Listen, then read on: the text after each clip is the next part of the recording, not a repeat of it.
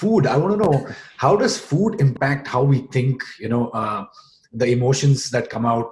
Because I think I follow you, and I love what you, say. So for people who don't know, how does that impact, and what food fits for, not fits for all, but what is a proper kind of, so that, their mind is also balanced if there is a relation. Right. So, of course, there's a 100% relationship, a 100% relationship. See, food is information to your genes.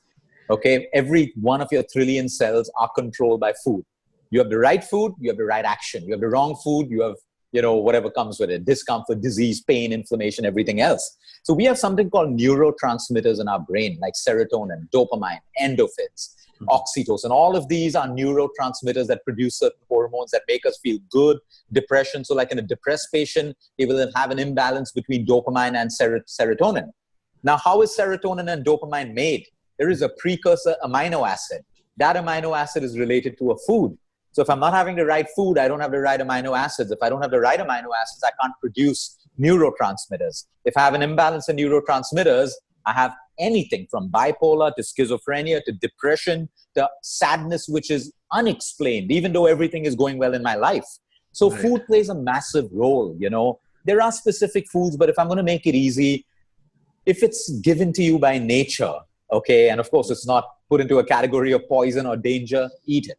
We have to go back to nature. Your fruits, your vegetables, your nuts, your seeds, your whole grains, your lean proteins, all of that. Ethically sourced foods. If we're eating out of a packet, we're eating junk food. I think the world has to know by now that the job of the food lobbies is not to satisfy world hunger. It is to sell you food, period, to make money. Right. Yes. It's as simple as that. So the food has to be addictive. So why do we all have our particular brand of chips? Or like, when I'm in Melbourne, I stock up on something called Grain Waves. I love Grain Waves. Yeah, they're good. I'm addicted to it. I'll eat it all the time, or the Right. honey barbecue chicken chips, I know Nice. that in my mind. There are so many other chips, but why do I like that? Because the way they made that has corresponded with my neurotransmitters. It's built addiction. So I can remember it and feel happy even while I'm saying it to you right now. Food is designed that way. That food destroys our hormonal imbalance over time. A little bit is okay, but when it becomes our daily food, it becomes a big, big problem. So honestly, the human body works in balance. If we can bring it back to nature, 90% natural food, take 10% of junk, eating out all of that stuff, I think that's a perfect balance for all of us. But coupled with exercise, because neurotransmitters need blood circulation.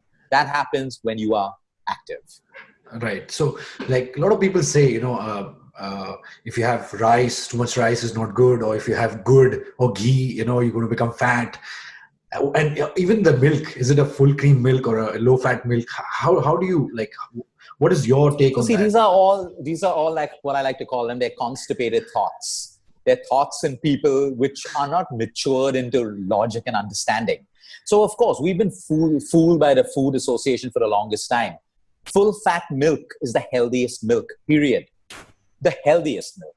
The low fat industry had to start selling low fat. So using the word low fat, everyone thought I'll become thinner if I eat it. They removed the fat, but replaced it with more sugar, actually causing more diabetes and more obesity. Full fat cream is great. I'm speaking to an Australian audience, so I'm assuming a lot of them are meat eaters as well.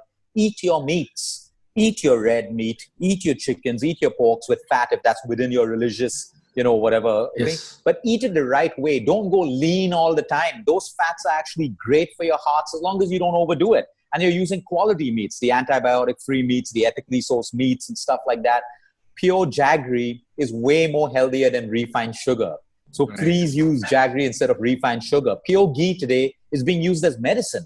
In the US and the UK, people are they're calling it medicine because of the ability to repair the gut, brain health, and everything else. So, we got to sometimes go back to tradition. There are too many people hiding behind science. Science is great, but science has not explained many, many things as well. So sometimes we got to use common sense, tradition, wisdom of our elders and generations previously. When companies came and they put down ghee and coconut oil and all of these things, it's because they wanted to they wanted to introduce canola oil, rapeseed oil, all the terrible refined oils. So they got to make something bad. So people say, oh, I shouldn't be doing that. What do I have next? Here you go. Here's a solution for you. So we must go back to our roots. All Indians living in Australia, no matter what, you're living in a great country, but that great country also gives you foods that are local to us. Go back to your roots. You cannot go wrong. 100%. Now, audience is in India as well, so it's India, Australia, both, and Oh, overall. great. Fantastic. So, Yeah. so what is a normal diet? Like simple diet. What should, because people struggle. What should I cook? And that's where the stress comes in as well. I don't know. With they're very restricted. They're like strict diets. I want to become lean. What is your like? How does that work, Luke? See, it depends on body to body. If someone has diabetes, they should first be looking at reversing their diabetes, because that would be an obstacle to their weight loss. Someone has blood pressure problems, metabolic syndromes. They must get their tests done. A lot of people have low vitamin D3. With low vitamin D3, it's very difficult to lose weight. So diet is, it's the last part of it all. First is your lifestyle. People are more concerned about their diets, but they're sedentary. They don't sleep well at night. They're constantly stressed. The best diet in the world cannot fix those. You got to look at your lifestyle. When it comes to diet, it comes down to the principles of balance. Do you have sufficient protein as per your body weight? Are you having the right amount of fat? Are you overdoing it on carbs? If yes, cut that down. It's as simple as that. Are you starving yourself? Are you doing fad diets? So, we have to go back to, I always ask people, while you were growing up, the food that your parents fed you for the first 15 years, if you were not fat and you were not sick, that's the same food you should be eating right now. It's as simple as that. Don't complicate diets. People are complicated with diets because they're looking at what the world is doing. And then they think, oh, I'm not doing that. I'm not having a green smoothie every day. I'm not doing this. Oh, no, I'm unhealthy. Right. Some of my healthiest people eat normal stuff. They wake up in the morning. They have their poha for breakfast. They have their chai. They have their fruits. They're eating in balance. And they have great bodies, great lifestyles. Medical reports are clean. So I don't think we shouldn't become health obsessed. We should go back to balance. Clean food is what the body wants. Quality food is what the body wants in the right quantity. And you want to chew your food. You want to eat it slow. You want to eat at the right times. You don't want to leave big gaps between your meals. These are the basics of food. Then comes diet.